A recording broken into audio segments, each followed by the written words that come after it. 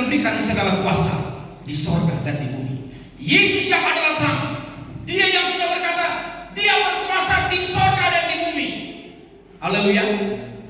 Jadi segelap-gelapnya keadaan alam, keadaan dunia ini yang menakutkan manusia, tapi kalau engkau dan saya ada di dalam terang Tuhan Yesus Kristus, maka jaminannya Yeremia 29 ayat 11, Tuhan bilang, beginilah firman Tuhan, sebab aku mengetahui rancangan apa yang ada padaku mengenai kamu, bukan rancangan kecelakaan atau kebinasaan, melainkan rancangan damai sejahtera dan memberikan kepadamu hari depan yang penuh harapan. Haleluya. Bisa bilang amin? Amen. Yang takut dengan masa depan, ada Yesus yang adalah terang, ada Yesus yang menjamin bahwa masa depan orang yang percaya kepada Yesus dirancang damai dan penuh pengharapan. Artinya ada kepastian di dalam Tuhan Yesus Kristus. Yang setuju katakan amin. Yang kedua, soal keadaan alam. Yesus bilang Dia berkuasa di surga dan di bumi. Tuhan yang kendalikan, Tuhan yang atur semuanya. Langit bumi Tuhan yang punya. Soal keadaan alam, soal ekonomi, kita tidak perlu takut. Kenapa? Karena ada Yesus, ada Tuhan. Dia yang mengendalikan semuanya. Saya pernah bersaksi kepada jemaat Tuhan. Satu ketika saya diminta tolong untuk mendoakan seseorang yang sakit di rumah sakit di Mayapada. Saya pulang malam naik motor. Pulang naik motor di daerah Duta Garden, ada satu tempat jalan yang gelap. Ini Pak Ketua Wilayah tahu. Waktu itu masih pohon-pohon di sana ya. Saya lewat malam, kira-kira jam 2 karena tengah malam ada kecelakaan dan saya minta didoakan di sana. Saya datang berdoa di sana dan pulang jam 2 lewat. Tiba-tiba suasana gelap, tidak kelihatan, cuma lampu yang bisa menerangi. Gelapnya malam. Tiba-tiba ada 6 sampai 8 orang. Dia tiba-tiba di tengah jalan dan sengaja menabrak motor saya pelan, langsung rem, langsung pelan. Saya rem. 6 sampai 8 orang. Saya berhenti. Mereka menabrakkan di dan pura-pura terkapar di depan motor saya. Tiba-tiba dia mulai teriak. Gelapnya malam, tidak bisa lihat. Cuma saya dipegang kiri kanan. Dalam hati saya kasih mereka, kalau mereka mau rampas ini motor ya silakan ambil motor dan Tuhan ganti baru. Pikiran saya kan. Tapi ya kalau boleh Tuhan tolong jangan sampai mereka ada barang tajam dan sebagainya. Kalau mau boleh silakan. Tapi pada saat itu saya cuma berteriak, Yesus tolong saya. Secepat saya berteriak, Yesus tolong saya, ada satu orang datang memarahi, datang tiba-tiba dia pakai baju putih, juga putih, dia datang. Ada apa ini? Dengan suara keras, ada apa ini? Ini 8 orang ini yang pegang saya yang ada di sini. Dia suruh minggir, minggir semua. Ada apa ini? Saya cuma tetap berdoa di motor. Yesus tolong saya. Saya cuma dengar, cuma lihat dia ada orang yang baju putih, dia cuma teriak. Ada apa ini? Minggir semua. Yang pegang saya belakang, pegang di kepala semua mundur semua. Yang 2 orang di depan menghalangi motor saya. Minggir, dia suruh minggir. Gelap. Dia cuma tanya, mau kemana? Saya bilang saya udah pulang dadak. Sambil tutup mata saya. Ayo jalan. Saya jalan pulang sambil menangis jam 2 pagi. Pelan-pelan saya nangis. Yesus cuma sejauh doa. Haleluya. Haleluya. Saudara yang kasih dalam Tuhan, Tuhan mengajar saya. Tuhan mengajar saya. Hidup ini jangan sombong. Ada 8 orang mencegat saya. Saya suka sombong kan apa? Saya belajar bela diri. Saya pernah jadi pelatih bela diri di Manado. Saya atlet. Ya, saya pernah masuk tambang emas itu dengan kesombongan. Tapi begitu 8 orang, aduh, modan dan 10 dan kawan-kawan yang datang, ya kan? Tapi ternyata nggak ada yang peduli sama Tuhan. Cuma dengan kepada Tuhan. Kalau saya lawan berapa orang itu, 8 orang, mungkin saya nggak akan pulang, nggak akan ketemu dengan saudara malam ini. Tapi saya panggil Yesus, Tuhan, Juru Selamat kita. Amin. Dia Immanuel. Haleluya. Dan ada keselamatan kekal. Saya pulang. Haleluya. Tidak ada yang perlu kita takutkan di dalam dunia ini. Ada Yesus Juru Selamat. Ada Yesus terang kehidupan. Ada Yesus Immanuel. Haleluya. Haleluya. Takut apalagi yang ditakutkan oleh manusia? Soal ekonomi, banyak orang takut ekonomi. Betul, di sini banyak pengusaha. Ya. Bagaimana keadaan kalau mau ditanya ekonomi ke depan bagaimana? Ya. Presiden bilang gelap. Ada yang menakutkan soal ekonomi. Haleluya. Tapi Alkitab berkata begini. Dalam kitab Kejadian pasal yang ke-39 ayat 2 dan ayat 23. Alkitab tulis begini. Karena Tuhan menyertai Yusuf dan apa yang dikerjakan Yusuf dibuat Tuhan berhasil. Haleluya. Penyertaan Tuhan, penyertaan Yesus juru selamat Immanuel terang kehidupan ini. Kalau dia beserta kita, apa saja yang dikerjakan dibuat Tuhan berhasil. Kalau Tuhan mau buat berhasil, Tuhan mau buat sukses, tidak ada satu kuasa pun yang bisa menghalangi keberhasilan dan kesuksesan saudara. Kenapa?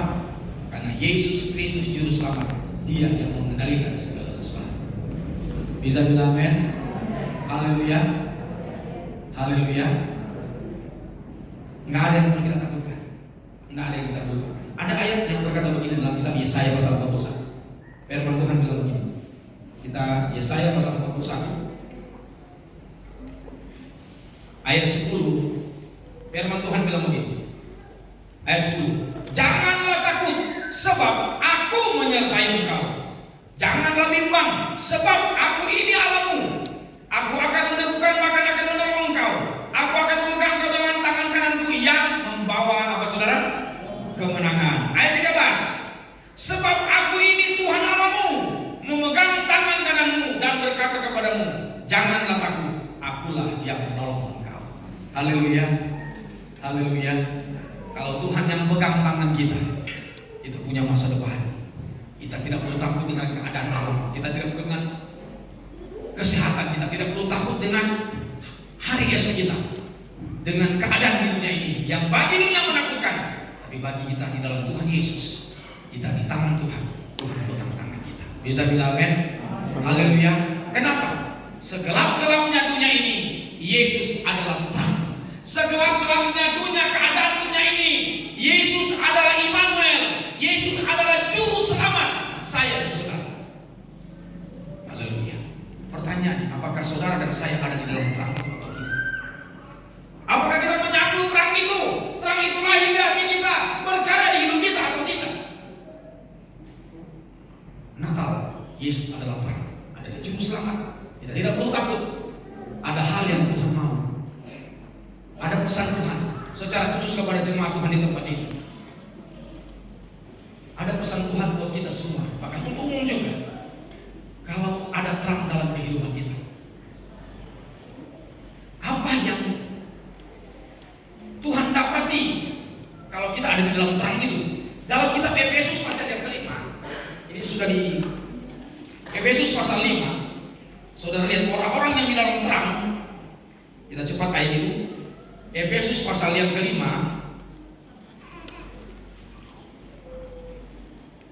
ayat 8 dan 9. Kita lihat. Kepada jemaat Efesus, Paulus berkata begini. Ayat yang ke-8 bagian B. Sebab itu hiduplah sebagai anak-anak terang. Ayat 9. Karena terang hanya berbuahkan pertama kebaikan dan keadilan dan kebenaran. Pesan Tuhan malam ini, Yesus adalah terang. Dan sebagai orang yang percaya kepada Yesus, yang ada di dalam terang, mari kita mau hidup di dalam terang. Terang Yesus. Dan orang yang hidup di dalam terang Yesus, dia akan berbuahkan apa? Kebaikan, keadilan, kebenaran. Saya tidak akan kupas semua yang Yesus mau dari kehidupan kita, sehingga ketakutan-ketakutan yang ditakutkan oleh dunia tidak akan ada dalam hidup orang percaya kepada Yesus. Kenapa? Karena di dalam terang ada keselamatan, ada mujizat, ada anugerah, ada Immanuel. Tetapi terang itu harus memiliki buah, dampak yang Yesus mau. Yesus sebagai terang, Dia mau terang itu ada dalam hidup kita dan terang itu berbuah. Yohanes 15 ayat 16, Tuhan Yesus bilang begini, bukan kamu yang memilih aku yang memilih kamu,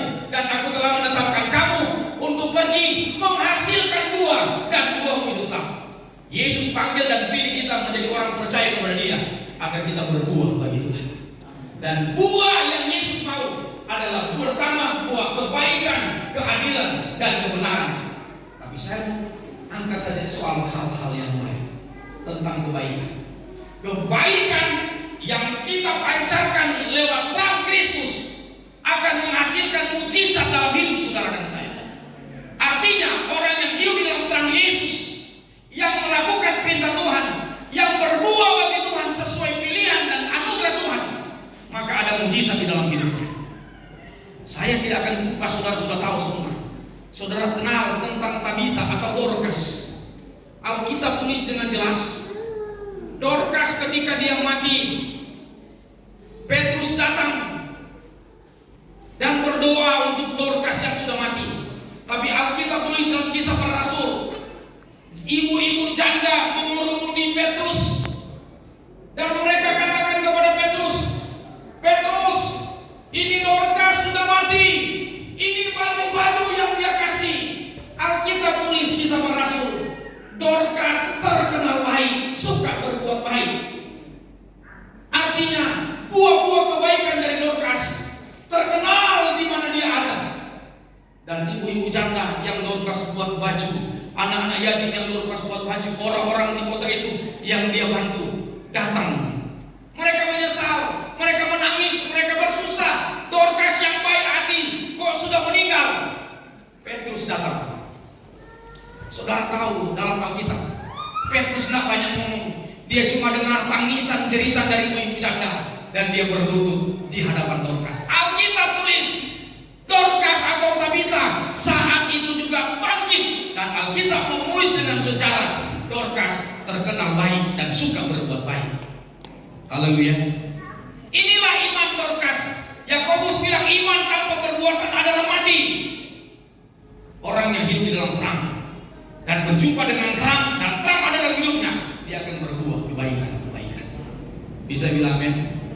Alkitab bilang dalam Galatia pasal 6 ayat yang ke-89. Galatia, ya kita baca, mari kita baca Galatia lagi. Penting bagi kita semua ini. Ini Galatia Efesus, Galatia pasal yang ke-6 ayat 9 dan 10. Alkitab bilang begini, janganlah kita jemu-jemu berbuat baik, karena apabila sudah datang waktunya kita akan menuai jika kita tidak menjadi lemah. Ayat 10. Karena itu selama masih ada kesempatan bagi kita, marilah kita berbuat baik kepada semua orang, tetapi terutama kepada kawan-kawan kita seiman. Bisa bilang amin? Jangan jemu-jemu berbuat baik, artinya teruslah baik, teruslah berbuat baik. Orang jumpa dengan Yesus, jumpa dengan terang, berbuahkan terang, berbuahkan kebaikan, akan terus berbuat baik sampai akhir. Dan di dalam kebaikan itu ada mujizat. Tabita dibangkitkan. Haleluya. Haleluya. Jangan jemu-jemu berbuat baik. Apa untungnya berbuat baik? Kita baca dalam kitab Roma pasal 2. Ini ayat yang luar biasa buat kita semua. Kitab Roma pasal 2. Kitab Roma pasal 2 ayat yang ke-6 dan 7 dengan baik-baik. Tuhan akan membalas setiap orang menurut perbuatannya. Ayat 7, yaitu hidup kekal kepada mereka yang dengan tekun apa? Berbuat baik. Hidup kekal bagi mereka yang tekun berbuat baik. Ayat 10, kita baca sama-sama.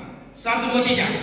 Tetapi kemuliaan, kehormatan, damai sejahtera akan diperoleh semua orang yang berbuat baik. Haleluya. Beri kemuliaan buat Tuhan Yesus Kristus. Saya berdoa bagi jemaat Tuhan, teruslah berbuat baik sampai akhir, sampai Tuhan menjemput memanggil saudara. Di dalam kebaikan kita menabur kebaikan.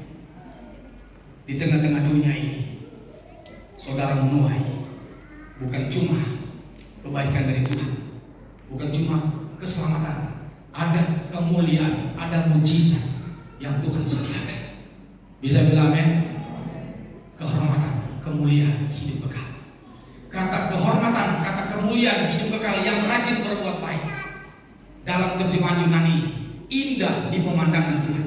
Orang yang rajin berbuat baik, orang yang tekun berbuat baik. Kata Yunani dan Ibrani hampir sama. Kalau Seknos mendapatkan penghormatan di hadapan Tuhan, mendapatkan kemuliaan dari Tuhan, mendapatkan penghargaan dari Tuhan, indah di pemandangan Tuhan.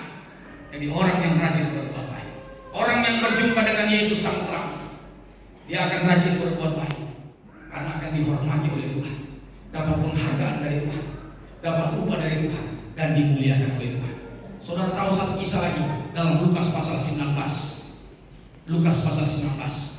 Dia bukan saja mengalami mujizat yang biasa, tapi mujizat keselamatan bagi Zakheus dan keluarganya dalam Lukas pasal 19. Tuhan bilang begini dalam Lukas 19. Ini ayat terakhir bagi kita. Saudara lihat. Tuhan bilang begini dalam Lukas pasal 19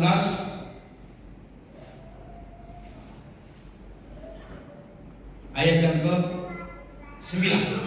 Kata Yesus kepadanya, kepada Zakheus, hari ini telah terjadi keselamatan kepada rumah ini, karena orang ini pun anak Abraham. Kenapa Tuhan menyatakan hari ini terjadi keselamatan? Saudara lihat ayat 5. Ketika Yesus sampai ke tempat itu, dia melihat ke atas dan berkata, Zakheus, segeralah turun, sebab hari ini aku harus menumpang di rumahmu. Lalu Zakheus segera turun dan menerima Yesus dengan sukacita. Tetapi semua orang yang melihat hal itu bersungguh-sungguh, katanya, ia menumpang di rumah orang berdosa. Ayat 8. Tetapi Zakheus berdiri dan berkata kepada Tuhan, Tuhan, setengah dari mali milikku akan kuberikan kepada orang miskin, dan sekiranya ada sesuatu yang kuperas dari seseorang, akan kukembalikan 4 kali lipat. Kata Yesus kepada Zakheus, hari ini telah terjadi keselamatan kepada rumah ini. Haleluya. Baru ketemu Yesus, Yesus bilang, Zakheus turun, aku harus menumpang di rumahmu hari ini. Zakheus persilakan Yesus datang ke rumahnya. Zakheus bilang, mari Yesus datang ke rumah saya. Zakheus panggil, mengizinkan Yesus masuk di rumah Zakheus. Orang-orang kota Yeriko bilang, ini kenapa Yesus datang di rumah orang berdosa? Dan Zakheus bilang, Tuhan, setengah dari milikku akan aku kasih kepada orang-orang miskin. Aku akan bersedekah memberi. Kalau ada yang aku peras, aku akan kembalikan 4 kali lipat. Tadinya Zakheus terkenal orang berdosa di Yeriko. Dia dimusuhi oleh orang banyak, dianggap pemeras, dianggap orang berdosa. Tapi saudara tahu, ketika dia mulai membagi berkah, dia berbuat baik kepada orang Yeriko, namanya bisa ditulis dalam sejarah, ditulis dalam Alkitab. Zakheus orang baik di kota Yeriko. Sampai-sampai kalau saudara ke Yeriko ada pohon di sana, bilang pohon Zakheus. Zakheus jadi membuat sejarah. Dari dibenci, dari dihina, dari dijauhi orang, dianggap orang berdosa. Ketika dia berjumpa dengan Yesus dan dia menyatakan kasih kepada orang banyak, dia mau berbuat baik, Yesus langsung bilang, hari ini telah terjadi keselamatan kepada rumah Zakheus. Haleluya. Terjemahan lain, hari ini ada damai, ada sukacita, ada keselamatan di rumah Zakheus.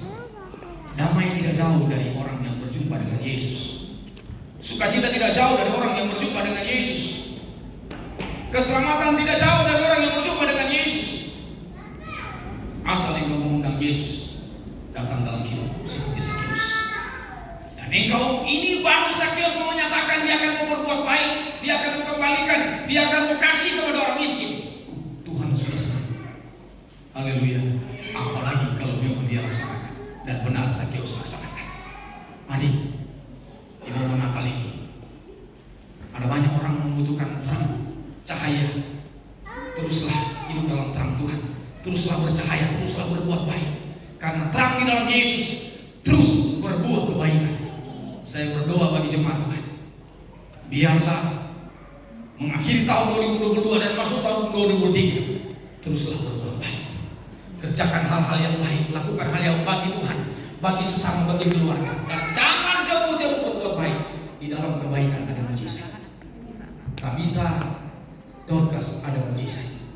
Haleluya. Zakheus ada keselamatan kekal. Tuhan Yesus memberkati kita semua.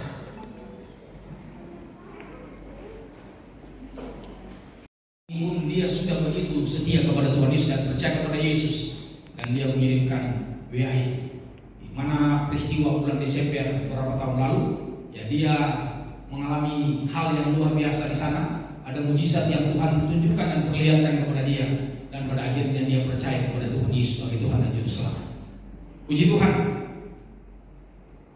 Mengingat itu, Bapak, saya percaya bahwa setiap orang yang percaya kepada Yesus, yang datang kepada Yesus, dia bukan saja mengalami satu keselamatan kekal, tapi dia mengalami mujizat yang besar dalam hidupnya. Dan mujizat terbesar bagi manusia adalah ketika dia percaya kepada Yesus sebagai Tuhan dan Juru Selamat. Bisa bilang amin? Puji Tuhan. Kita sama-sama melihat firman Allah dalam Injil Yohanes pasal 8 ayat yang ke-12. Begini tema kita firman Tuhan pada malam ini. Yesus adalah terang dunia, judulnya yang ditaruh oleh Lembaga Alkitab Indonesia. Ayat 12. Maka Yesus berkata pula kepada orang banyak, katanya, akulah terang dunia. Barang siapa mengikut aku, ia tidak akan berjalan dalam kegelapan, melainkan ia akan mempunyai terang hidup. Haleluya. Akulah terang dunia. Kalau saudara lihat pasal 8 di sini, ayat 1 sampai ayat yang ke-7, itu ada seorang wanita yang dibawa oleh ahli Taurat dan orang Farisi ketika Yesus dari bait Allah. Dan orang-orang ahli-ahli Taurat, ahli-ahli tentang Taurat, tentang agama, dan orang Farisi yang mengaku orang beragama, mengaku ahli kitab, pengajar-pengajar. Mereka datang kepada Yesus di bait Allah dan mereka membawa seorang wanita, dan mereka katakan kepada Tuhan Yesus, ini ada wanita yang kedapatan berbuat zina, dan menurut hukum Taurat dia harus dilempar dengan batu. Rupa-rupanya ahli Taurat dan orang Farisi membawa wanita ini dan mereka ingin memuji Yesus. Haleluya. Timbullah ayat yang ke-12, maka Yesus bilang akulah terang dunia. Berbicara tentang hal ini, saya melihat dan saya mendapati di sini bahwa maka di situ dari kata terang dunia berbicara tentang gelap, tentang satu keadaan, satu kondisi. Gelapnya dunia ini, gelapnya keadaan dunia ini.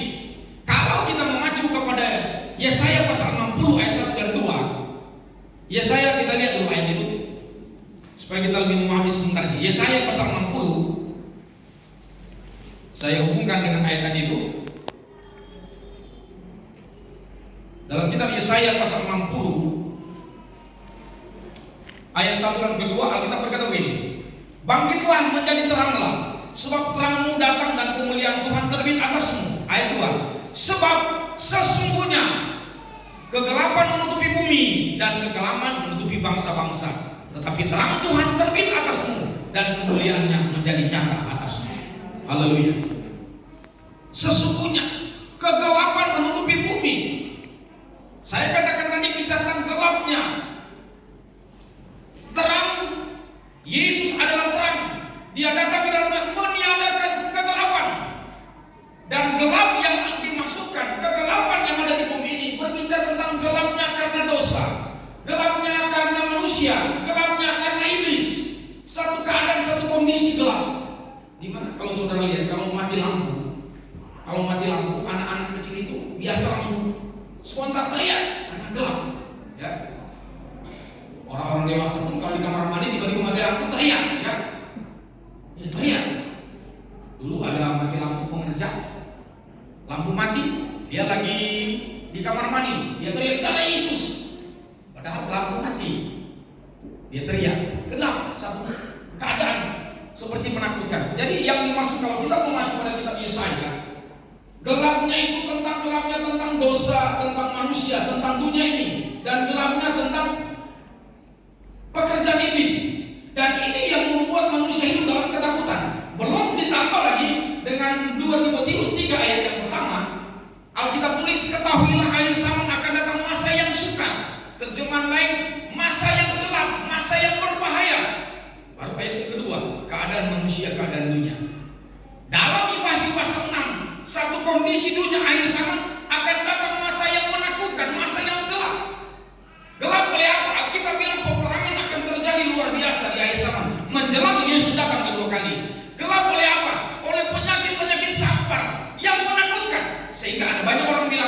baik mati saja.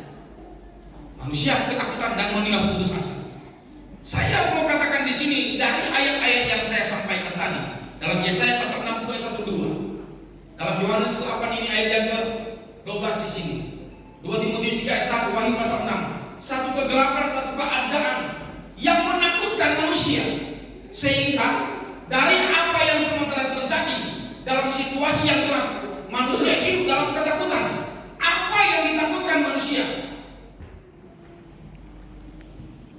Tidak ada manusia di bawah kolong langit ini yang dia punya kesadarannya untuk tidak takut mati. Rata-rata manusia takut mati. Ya. Yang paling ditakutkan oleh manusia adalah kematian.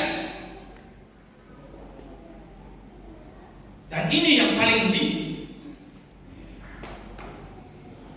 diharapkan oleh iblis. Manusia mati karena ketakutan. Dan ketakutan-ketakutan yang ada di bumi ini akibat dosa, akibat dunia, akibat iblis, ada 4 hal. Manusia takut soal apa? Soal masa depan.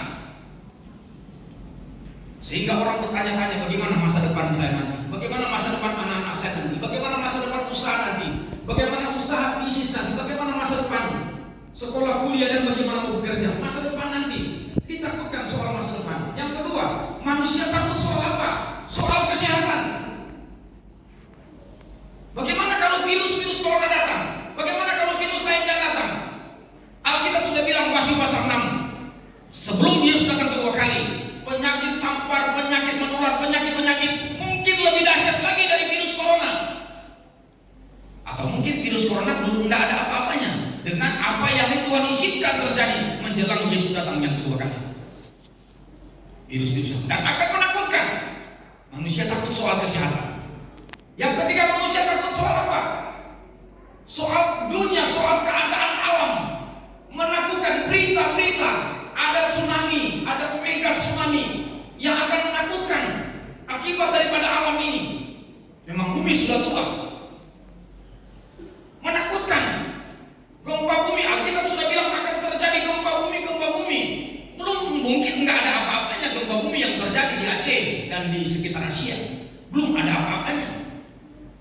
Karena gempa bumi akan Tuhan izinkan terjadi. Jadi manusia takut soal apa lagi? Kesehatan, masa depan, soal keadaan, soal ekonomi. Manusia akan takut soal ekonomi. Berapa banyak orang bilang tahun depan gelap. Ya. Bagaimana ekonomi tahun depan? Gelap. Saya tanya beberapa jemaat yang sales, bagaimana? Kira-kira ke depan? Belum pasti. Kayaknya sulit nanti ke depan. Kayaknya nanti ke depan lebih membahagiakan. Siapa? Gelap. Ada orang bertanya kepada peramal, bagaimana tahun ke depan? Gelap. Ekonomi ke depan gelap. Jadi orang akan hidup dalam ketakutan, takut soal masa depan, takut soal kesehatan, takut oleh keadaan alam ini, ada bencana-bencana. Takut soal apa? Soal ekonomi. Ditambah dengan Alkitab sudah membuatkan dalam kitab Matius 24 bahwa akan ada peperangan yang besar dan dahsyat menjelang Yesus datang kedua kali. Perang Rusia dan Ukraina itu sudah menakutkan dunia. Itu baru Rusia dan Ukraina. Angka peperangan sekarang sudah naik 300%, sudah banyak negara saling mengancam. Kalau perang dunia kedua, 2 bom atom yang dijatuhkan di kota Hiroshima dan Nagasaki sudah menggemparkan dunia, menakutkan Jepang. Sekarang ancamannya bukan bom atom, bom nuklir beratus-ratus kali lipat dari bom atom, dan begitu menakutkan. Siapa yang bisa cegah? Siapa yang bisa halangi? Korea Utara dia lepas udara, menakutkan bagi Jepang, bagi Korea Selatan, bagi banyak orang. Siapa yang bisa cegah? Kalau semua Tuhan izinkan, kitab Yesaya sudah tulis pasal 24. Tuhan akan murka. Tuhan murka dan manusia akan menjadi sedikit. Ada ayatnya. Tuhan murka, manusia menjadi sedikit. Artinya, peperangan akan membuat banyak orang meninggal. Gempa bumi akan membuat orang meninggal.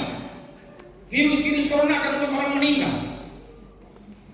Orang-orang yang kehilangan harapan, putus asa, seolah-olah tidak ada harapan, dan banyak yang bunuh diri. Ketakutan, dosa dunia dan iblis.